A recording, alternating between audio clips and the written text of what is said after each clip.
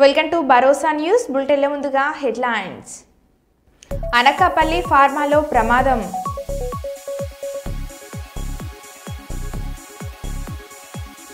జూబ్లీహిల్స్ లో మరోసారి ప్రోటోకాల్ విషయంలో గొడవ.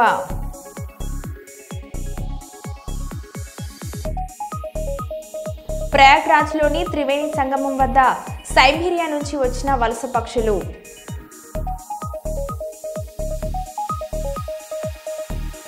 జర్నలిస్టులను కార్మికులుగా గుర్తించాలి, గుర్తింపు కార్డులు మంజూరు చేయాలి. జర్నలిస్ట్ అధ్యక్షులు మీసాల రామస్వామి.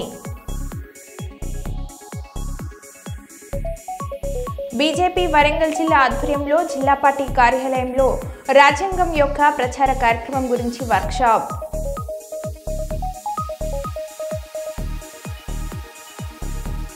ఫిబ్రవరిలో జరిగే బడ్జెట్ సమావేశాల్లో ఆశాలకు ఫిక్స్డ్ వేతనం 18,000 రూపాయలు ఇవ్వాలని డిమాండ్. నూతన గ్రామ పంచాయతీ భవన నిర్మాణ పనులకు మరియు స్టోరేజ్ కమ్ ఆఫీస్ బిల్డింగ్ ప్రారంభోత్సవానికి ముఖ్య అతిథిగా హాజరైన మంత్రి సీతక్క. ఇక వివరాల్లోకి వెళ్తే, పత్తికొండ నియోజకవర్గం మద్దికేర మండలం మద్దికేర మార్కెట్ యార్డ్లో 25 లక్షల రూపాయలతో నూతనంగా నిర్మించిన షాపులను ప్రారంభించిన ఎమ్మెల్యే కేఈ శ్యామ్ కుమార్.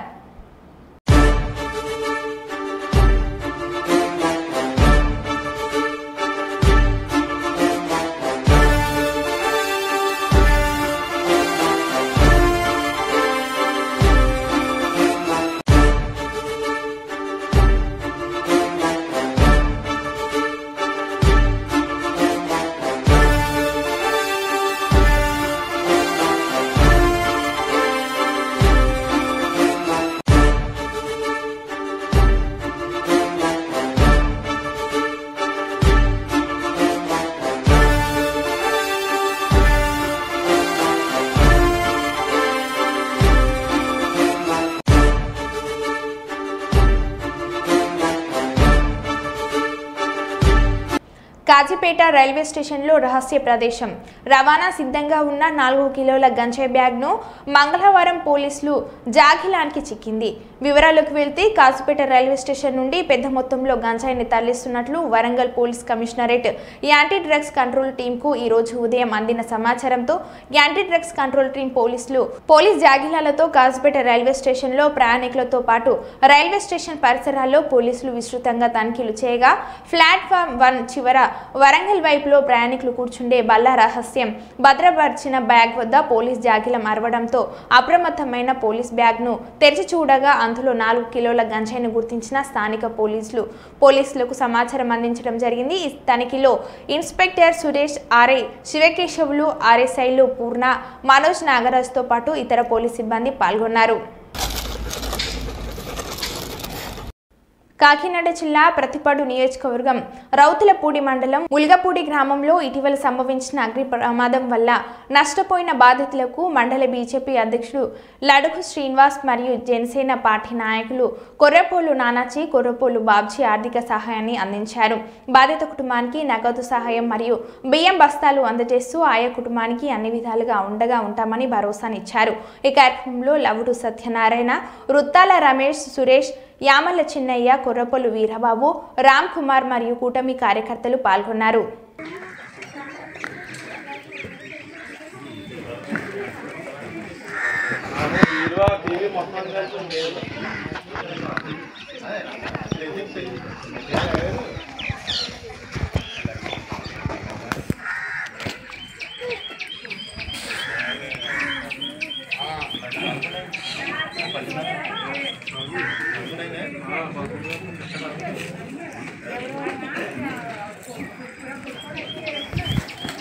ప్రయాగ్రాజ్లోని త్రివేణి సంగమం వద్ద సైబీరియా నుంచి వచ్చిన వలస పక్షులు మహాకుంభ స్నానానికి వచ్చిన భక్తులకు కనువిందు చేస్తున్నాయి.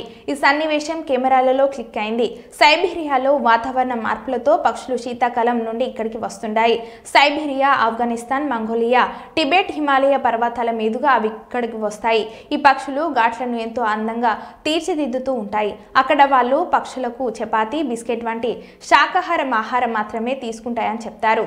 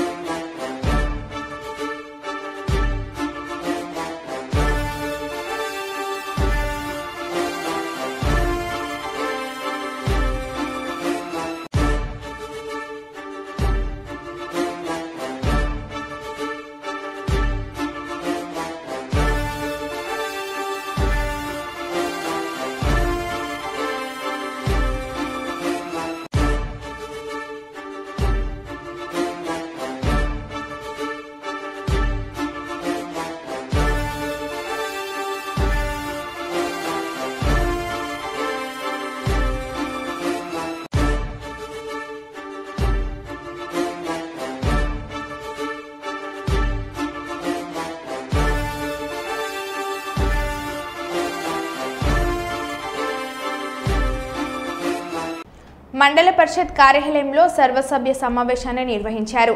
అధ్యక్షులుగా ఎంపీపీ తారాటి లక్ష్మణరావు ముందుకు నడిపించారు. ఈ కార్యక్రమం MRO Prasad Babu, MPDO A Raju మండలంలో ప్రజా సమస్యల పూర్తి వివరాలను తెలియజేయాలని పిలుపునిచ్చారు. అంతేకాకుండా పంచాయతీరాజ్ శాఖ, ఉపాధి హామీ, విద్య, వైద్య, ఇరిగేషన్, ఎక్సైజ్ పలు శాఖల అధికారులను తమ ఆధ్వర్యంలో జరుగుతున్నటువంటి పనుల వివరాలను, పలు సమస్యలపై చర్చించారు. వారి పరిధిలో ఉన్నటువంటి సమస్యలను గ్రామ సర్పంచ్లు, ఎంపీటీసీలు, అధికారులు ఈ సర్వసభ్య సమావేశంలో తెలియజేశారు. అంతేకాకుండా అన్ని కులాలకు పశువులకు లోన్లకు ప్రభుత్వం త్వరగా విడుదల చేస్తుందని అర్హులు ప్రతి ఒక్కరు వినియోగించుకోవాలని ఎంపీడీఓ రాజు తెలియజేశారు.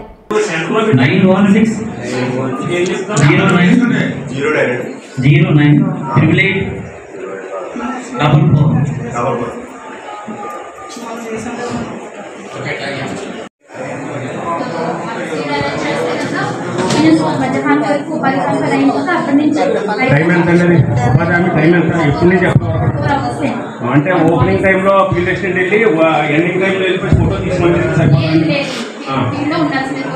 ఫీల్డ్ లో ఉండాలంటే వాళ్ళ కమిటీకి ఎవరు ఉన్నారు టెక్నికల్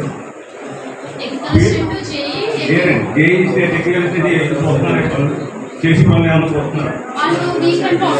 వీకెండ్ వచ్చి ఎలాగంటే వెళ్ళిపోయి వాళ్ళు బయట పడుతుంది సొంత పనులు తిరుగుతారు. ఇక్కడ మనుషులు పనులు చేసి 10 మంది అయితే 13 వరకు 13+10 23 అయినాయండి. భారతీయ జనతా పార్టీ వరంగల్ జిల్లా ఆధ్వర్యంలో జిల్లా పార్టీ కార్యాలయంలో రాజ్యాంగం యొక్క గౌరవ ప్రచార కార్యక్రమం గురించి వర్క్షాప్ నిర్వహించడం జరిగింది. ఈ వర్క్షాప్కు ముఖ్య అతిథిగా బీజేపీ రాష్ట్ర ప్రధాన కార్యదర్శి కాసం వెంకటేశ్వర్లు మాట్లాడుతూ ప్రధాని మోడీ 26/2015 నాడు రాజ్యాంగం ఆమోదం పొందిన రోజున రాజ్యాంగ దినోత్సవంను ప్రకటించారు. 26 నవంబర్ నాడు మనం ఈ రాజ్యాంగం మన ఆత్మగౌరవంలా జరుపుకుంటున్నాం.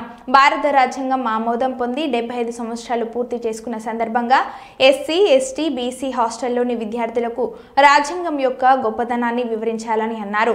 రాజ్యాంగ దినోత్సవం సందర్భంగా ప్రధాని మోడీ నరేంద్ర మోడీ రాజ్యాంగం వర్తమానానికి మరియు భవిష్యత్తుకు మార్గదర్శి. నేడు ప్రతి పౌరుడికి ఏకైక లక్ష్యం అభివృద్ధి చెందిన భారతదేశము నిర్మించడమే అని అన్నారు. ఈ సమావేశంలో వన్నల శ్రీరాములు, కొండేంటి శ్రీధర్, గంధి నవీన్, బంకం హరిశంకర్, జలగం రంజిత్ పాల్గొన్నారు. మోడీ గారి నాయకత్వంలో వెంటనే వాళ్ళ కుటుంబంతో మాట్లాడి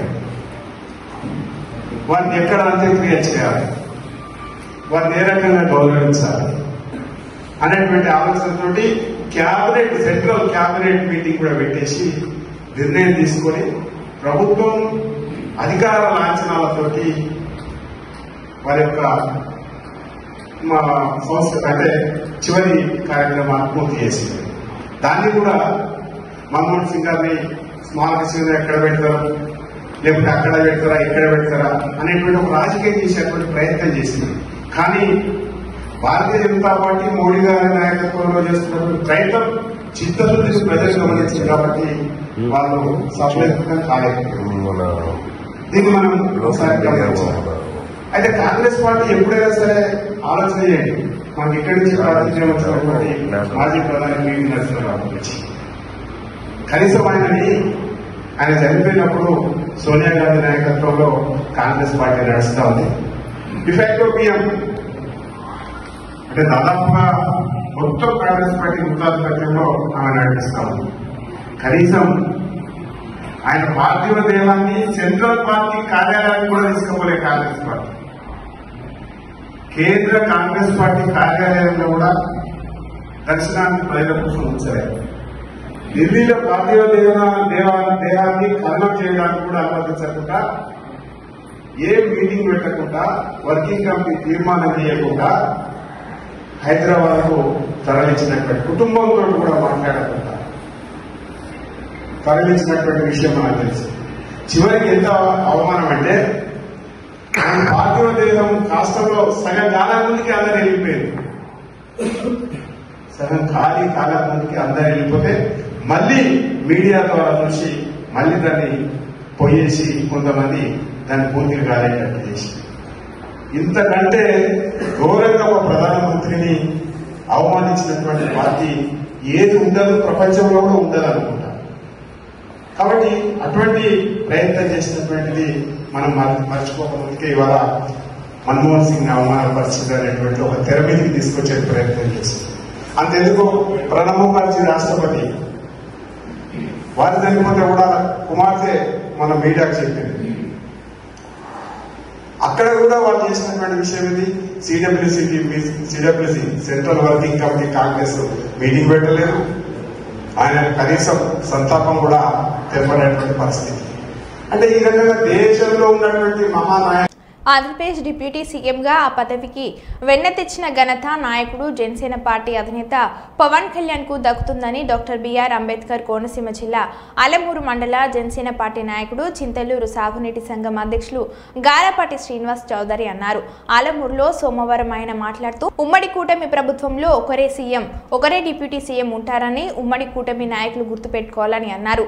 తెలుగుదేశం నాయకులు వైసీపీ వారి మాయ మాటల్లో పడకుండా జనసేన బీజేపీతో మరింత ఐక్యమత్యంగా ముందుకు సాగాలని కోరుకుంటూ ఉమ్మడి కూటమి ప్రభుత్వంలో డిప్యూటీ సీఎంగా పవన్ కళ్యాణ్ వారు ప్రజాసేవలో నీతి నిజాయితీగా ముందుకు సాగుతున్నారని, ఎప్పుడు ఎక్కడ అవినీతికి పాల్పడని గొప్ప నాయకుడు ఒక పవన్ కళ్యాణ్ మాత్రమే అని చెప్పారు. ప్రభుత్వం అనుకున్న ప్రకారం ఎన్డీఏలో సీఎంగా చంద్రబాబు, డిప్యూటీ సీఎంగా పవన్ కళ్యాణ్ కరెక్ట్గా ఇచ్చారు. ఈ రోజు డిప్యూటీ సీఎం పదవికి వన్నె తెచ్చిన ఆయన పవన్ కళ్యాణ్ గారు, దాంట్లో ఏమైనా సందేహం లేదు. అయినా వైసీపీ వాళ్ళు ఏదైనా చెప్తే ఈ పక్కన పేటీఎం బ్యాచ్ ఎవరన్నా మాట్లాడుతున్నారేమో కానీ అస్సలు అటువంటి మాట ఏది కూడా బయట మాట్లాడకూడదు నా ఉద్దేశం. అయితే నేను ఒక గ్రామస్థాయి నుంచి మండల స్థాయి నాయకుని అవ్వచ్చు, కానీ ఈరోజు నియోజకవర్గ నాయకులు, పార్టీ నాయకులు బయటకు వచ్చి టీవీల్లోనూ బయట కూడా ఇష్టం వచ్చినట్టు మాట్లాడుతున్నారు. డిప్యూటీ సీఎం వస్తేనే ప్రజలకే ఉపకారం చేస్తారా లేకపోతే చేయలేరా? ఆయనకు ఒక మంత్రి పదవి ఉంది, ఆ మంత్రి పదవికి ఆయన న్యాయం చేస్తున్నాడు లోకేష్ గారు. అలాగే ఉప ముఖ్యమంత్రి పదవికి పవన్ కళ్యాణ్ గారు నిస్వార్థంగా సేవ చేస్తున్నారు. అలాగే సీఎం పదవికి చంద్రబాబు నాయుడు గారు సేవ చేస్తున్నారు. అనుభవం ఉన్న నాయకుడిలో పనిచేయడం చాలా మంచిదని పవన్ కళ్యాణ్ గారు చాలాసార్లు చెప్పారు. అదే మాట ప్రజలు కూడా అనుకుంటున్నారు. అందుచేత ఏమిటంటే ఈ వైసీపీ లాగా నలుగురు డిప్యూటీ సీఎంలో 4 రాజధానులు ఉండవు. ఇది కూటమి ప్రభుత్వం. ఒకవేళ ఎమ్మెల్యే స్థాయి నాయకులు కానీ ఇటువంటి వాటి గురించి అస్సలు మాట్లాడకూడదని నా విన్నపం. ఎందుచేతంటే వాటి గురించి చర్చించుకునే అవకాశం కూడా ఎదుటివాడికి ఇవ్వకూడదు. ఎదుటివాడికి చర్చించే అవకాశం ఇస్తే వాడు ఇంకోటి పెడతాడు. ఈ రోజు అప్పుడే 4 రోజుల నుంచి ట్రోల్ అయిపోతుంది ప్రతి టీవీ ఛానల్లోనూ. అందుచేత నేను దయించి దీనిలో ఎవ్వరూ కూడా దీని గురించి మాట్లాడొద్దని విన్నవించుకుంటున్నాను. నేను చేతులు ఎత్తి నమస్కారం పెడుతున్నాను అందరికీ కూడా. ఎందుచేతంటే మనం ఇలాగ 15 సంవత్సరాలు 20 సంవత్సరాలు ఇలా కంటిన్యూ అయితేనే రాష్ట్రం బాగుపడుతుంది. రాష్ట్రం బాగుంటేనే మనం బాగుంటాం. అది ఒకటి అందరూ గుర్తించుకుని, అలాగే ఇప్పుడు జనసేన ఉంది, ఇది కొత్తపేట నియోజకవర్గం. ఇక్కడ ఎమ్మెల్యేగా బండా సత్యనారాయణ గారు, ఆయన సమర్థమైన నాయకుడే, నేను కాదన్ను. అలాగే జనసేన నాయకుడు మా ఇన్ఛార్జ్ బండా శ్రీనివాస్ గారు ఉన్నారు. ఆయన పవన్ కళ్యాణ్ గారి లాగా నిస్వార్థమైన నాయకుడు. అందుచేత ఏంటంటే ఆయన కూడా ఏది కూడా కంగారు పడద్దు అంటున్నాడు. భవిష్యత్తులో ఆయనకు ఉన్నత పదవి రావాలని మేము అందరం కోరుకుంటున్నాం. అది మా కోరిక. ఆయన దశను బట్టి ఆయనకు వస్తుంది. ఆయన ఏంటంటే నిస్వార్థంగా పనిచేసుకుంటూ పోదాం, పదవి అంటే అది తర్వాత అదే వస్తుంది అనే టైప్లో ఉన్నాడు ఆయన. ఆయన చేత ఒకే ఇంట్లో అని అనక్కర్లేదు. ఒకే ఇంట్లో ఇప్పుడు చంద్రబాబు ఉన్నారు, చంద్రబాబు ఇంట్లో లోకేష్ ఉన్నాడు, తండ్రి కొడుకు. అంటే ఒక ముఖ్యమంత్రి ఒక మంత్రి. ఆయన ఇయ్యంకుడు ఎవరో బాలకృష్ణ ఎమ్మెల్యే, వాళ్ళ అల్లుడు ఎవరో ఎంపీ. ఒకే ఇంట్లో అన్ని పదవులు ఉన్నప్పుడు ఇది ఒకే ఇంట్లో 2 పదవులు ఇవ్వడంలో తప్పేం లేదు. బండారు శ్రీనివాస్ గారికి ఇప్పుడు నా అభిప్రాయం ఏంటంటే ఎమ్మెల్సీ ఇచ్చి మినిస్టర్ పదవి ఇవ్వాలంటాను నేను. నా కోరిక అది. సీఎం అని వాళ్ళు ఒకరు ఉంటారు, పై మోడీ ఒకటే ప్రధానమంత్రి, ఇది అమిత్ షా ఒకటే మినిస్టర్. వీళ్ళందరూ కూడా ఒకటే కూటమిలో ఉన్న నాయకులు. అందుచేత మీరు ఎవరిని కూడా కించపరచొద్దు. ఒకవేళ ఇంకో డిప్యూటీ సీఎం పదవి ఇచ్చేసినంతలో ఈయన స్థాయి తగ్గిపోతే ఆయన స్థాయి పెరిగిపోతే అనుకోవడం తప్పు. ఎవరికి ఉండే స్థాయి వాళ్ళకు ఉంటుంది. నేను ఈవేళ క్లియర్ కట్గా చెప్తున్నాను. అందుచేత మేము ఈరోజు జనసేన నాయకత్వంలో, అంటే మేము ఆ పైన పవన్ కళ్యాణ్ గారు, కింద బండారు శ్రీనివాస్ గారు, అక్కడ పైన ఉన్న నాయకత్వం ఇక్కడ కింద ఉన్న నాయకత్వంలో పనిచేస్తున్నాం. అంటే మేము ఏనాడో పుణ్యం చేసుకున్నాం. అని చేత ఏంటంటే మాకు ఇది చాలు. అని చేయాలి. ఇంతకన్నా మాకు ఎక్కువ పదవులు ఇచ్చేస్తారు అనుకోవటమే కాదు, మా బండా శ్రీనివాస్ గారికి పదవి రావాలని మేము అంతా కోరుకుంటున్నాం. ఆయన దేవుడు దేవాలని పదవి ఇచ్చేస్తే అంతకన్నా మాకు ఇంకేం అక్కర్లేదు. నేను క్లియర్గా చెప్తున్నాను. అని చేత దయ ఉంచి ఎవరో కూడా ఈ రోజు నుంచి ట్రోలింగ్ చేయకుండా ఉంటారు. డిప్యూటీ సీఎం అనే పదవి మీరు ఆ పదాన్నే తీసేయండి. ఏం చేద్దంటే ఒక ముఖ్యమంత్రి ఉంటాడు, ఒక ఉప ముఖ్యమంత్రి ఉంటాడు. అంతేగాని వైసీపీ లాగా 4 ఉప ముఖ్యమంత్రులు, 4 రాజధానులు ఎక్కడా చరిత్రలో లేవు. అని చేత మీరు జాగ్రత్తగా ఆలోచించుకుని నూతన గ్రామ పంచాయతీ భవన నిర్మాణ పనులకు మరియు స్టోరేజ్ కమ్ ఆఫీస్ బిల్డింగ్ ప్రారంభోత్సవానికి ముఖ్య అతిథిగా హాజరైన మంత్రి సీతక్క ఈరోజు వెంకటాపూర్ మండలం ఎల్లారెడ్డిపల్లి గ్రామంలో నూతన గ్రామ పంచాయతీ భవన నిర్మాణ పనులకు మరియు వెంకటాపూర్ మండలం మరియు స్టోరేజ్ కమ్ ఆఫీస్ బిల్డింగ్ ప్రారంభించిన మంత్రి సీతక్క అనంతరం మాట్లాడుతూ ప్రజాప్రభుత్వం ఏర్పాటు జరిగిన నాటి నుండి ప్రజా సంక్షేమమే ధ్యేయంగా ఈ ప్రభుత్వం పనిచేస్తుందని మంత్రి సీతక్క అన్నారు. గత ప్రభుత్వం నిర్వాకం కారణంగా రాష్ట్రం మొత్తం ఆర్థిక వ్యవస్థ కుప్పకూలిందని, ప్రజా ప్రభుత్వం అందిస్తున్న సంక్షేమ పథకాలను ప్రతి ఒక్కరికి అందిస్తానని, రేపటి నుండి ప్రతి గ్రామాల్లో గ్రామ సభలు నిర్వహిస్తామని, అర్హులైన ప్రతి ఒక్కరూ దరఖాస్తులు చేసుకోవాలని, సంక్షేమ పథకాలు నిరంతరం ప్రజలకు అందించాలని దృఢ సంకల్పంతో పనిచేస్తున్న ప్రభుత్వం అని సీతక్క అన్నారు. ఈ కార్యక్రమంలో కాంగ్రెస్ పార్టీ జిల్లా అధ్యక్షుడు పైడకుల అశోక్తో పాటు జిల్లా గ్రంథాలయ చైర్మన్ బానోత్ రవి మరియు కాంగ్రెస్ పార్టీ రాష్ట్ర జిల్లా బ్లాక్ మండల గ్రామ నాయకులు, కార్యకర్తలు తదితరులు పాల్గొన్నారు.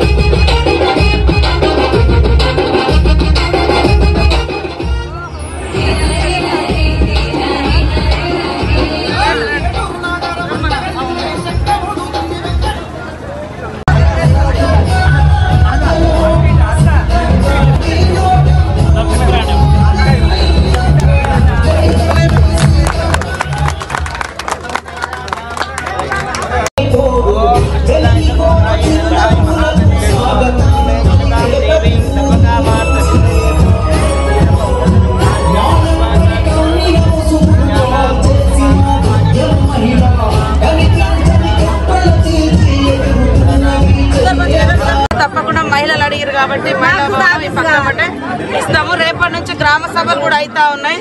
సభలకు వెళ్ళండి. తప్పకుండా మీకు ఏం రాలేదో రేషన్ కార్డా, ఇల్లా ఏది ఉన్నదో అందులో వచ్చే దాంట్లో ఎక్కించుకోండి. ఒకవేళ అందులో పేరు రాకుండా మళ్ళీ మీరు పేరు ఇవ్వండి, లేకుంటే మన లీడర్ల ద్వారానైనా లేకుంటే ఊర్ల కార్యదర్శి ద్వారానైనా పంపించండి. మేము ఖచ్చితంగా అందరికి వచ్చేటట్టుగా చేస్తాం.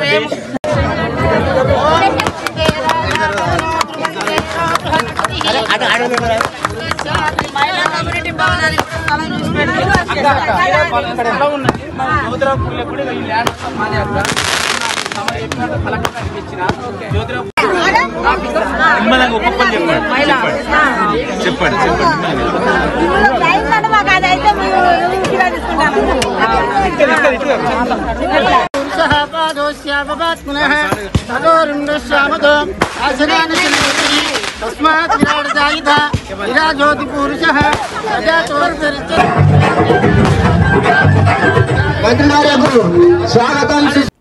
జేఎన్పీసీ పరవాడ మెట్రోకేమ్ ఏపీ ప్రైవేట్ లిమిటెడ్లో అగ్ని ప్రమాదం. సిఐటియు అధ్యక్షులు గడిశెట్టి ప్రమాదాన్ని ఖండిస్తూ తక్షణమే తగు చర్యలు చేయాలని డిమాండ్ చేశారు. ప్రభుత్వ రాజకీయాలకు స్వార్థంగా వ్యవహరిస్తున్న ఫార్మా కంపెనీకి మద్దతు పలుకుతున్న అధికార ప్రతినిధుల తక్షణమే ఫార్మాను ప్రమాదాల బారిన కాకుండా ప్రజలకు న్యాయం జరిగే విధంగా తగు చర్యలు చేయాలని ఫ్యాక్టరీ ఇన్స్పెక్టర్కు అలాగే ఉన్నతాధికారులు, జిల్లా కలెక్టర్లు స్పందించి ఈ వరుస సంఘటనలను ఆపే విధంగా చర్యలు చేపట్టాలని డిమాండ్ చేశారు.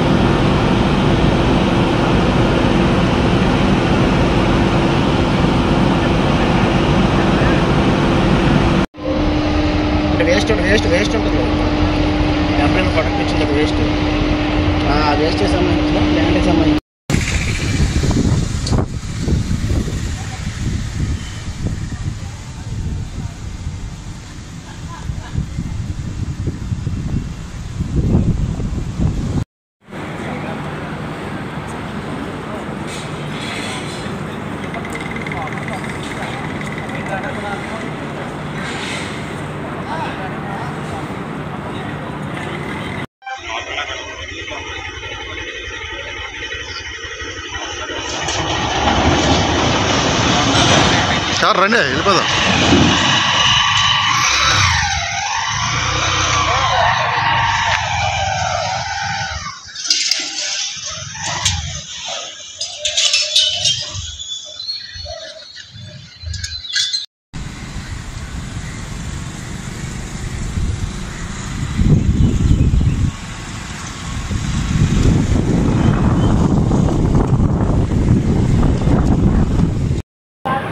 అనకాపల్లి జిల్లాలో ఫార్మా పరిశ్రమల్లో నిత్యం ప్రమాదాలు చోటు చేసుకున్నాయి. ఈరోజు ఇప్పుడే మెట్రోచెమ్ అనేటువంటి ఫార్మా పరిశ్రమలో భారీ ఎత్తున మంటలు ఎగిసిపడుతున్నాయి. ఇప్పుడే ప్రమాదం చోటు చేసుకుంది. ఈటీపీ ట్యాంకులో జరిగినటువంటి ఈ ప్రమాదంలో పెద్ద ఎత్తున మంటలు ఎగిసిపడుతున్నాయి. ఈటీపీ సాల్వెంట్స్ ట్యాంకులు ఏవైతే ఉన్నాయో ఈ ట్యాంకుల దగ్గర తెల్లవారి షిఫ్ట్ మారే సందర్భంలో భారీ ఎత్తున మంటలు ఎగిసిపడుతున్నాయి.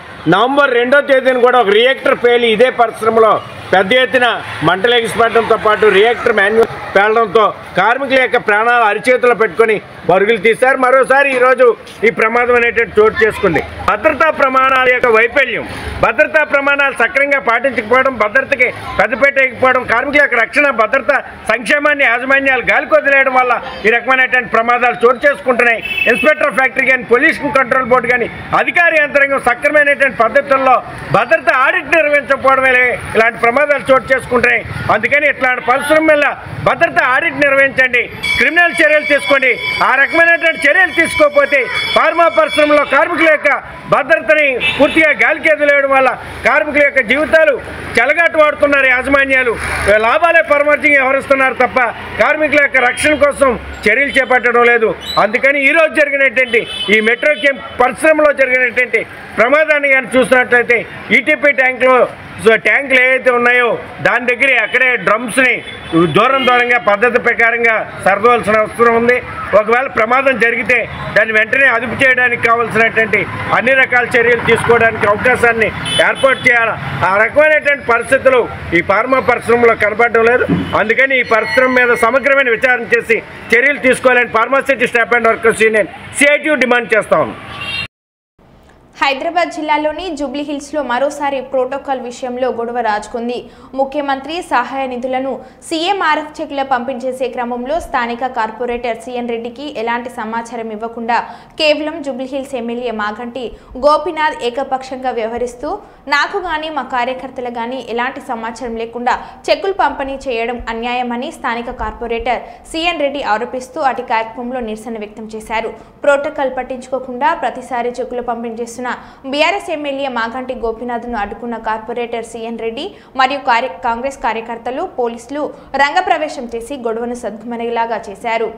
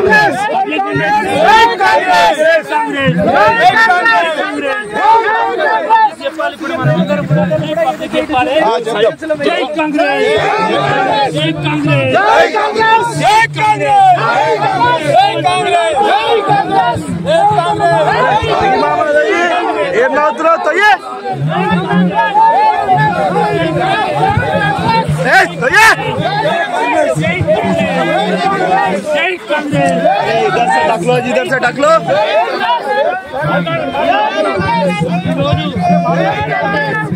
ఎమ్మెల్యే గారు ఇక్కడ ఉన్న ప్రజలను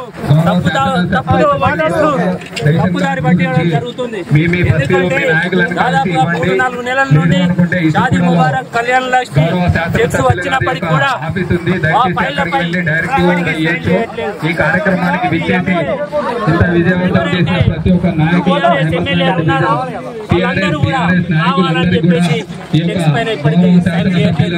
కావాలంటే మీరు ఎంఆర్ఓ గారిని అడగచ్చు, గౌరవ కలెక్టర్ కూడా ఫిర్యాదు చేయడం జరిగింది. ఇప్పటి వరకు కూడా చెక్స్ డిస్ట్రిబ్యూషన్ చేయట్లేదు. అదే విధంగా మీరు అడగండి, ఏదైతే చెక్స్ ఇష్యూ అయినాయో అవి కూడా ల్యాబ్స్ అవుతున్నాయి. ఇప్పటి వరకు దాదాపుగా 300-400 చెక్స్ కూడా ల్యాబ్స్ రావడం జరిగింది. సీఎం ఫోటోలు కానివ్వండి, సిటీ ఇన్ఛార్జ్ మినిస్టర్ ఫోటోలు కూడా వాళ్ళ కార్యక్రమాల్లో వేయట్లేదు. మేము అదే అడుగుతున్నాం ఏదైతే షాదీ ముబారక్ కళ్యాణ లక్ష్మి అధికారికంగా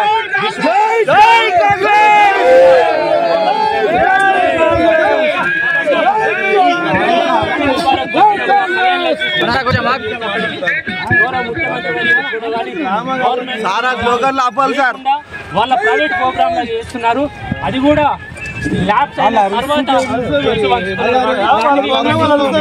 మరో బులెటిన్లో మళ్ళీ కలుద్దాం. Stay tune.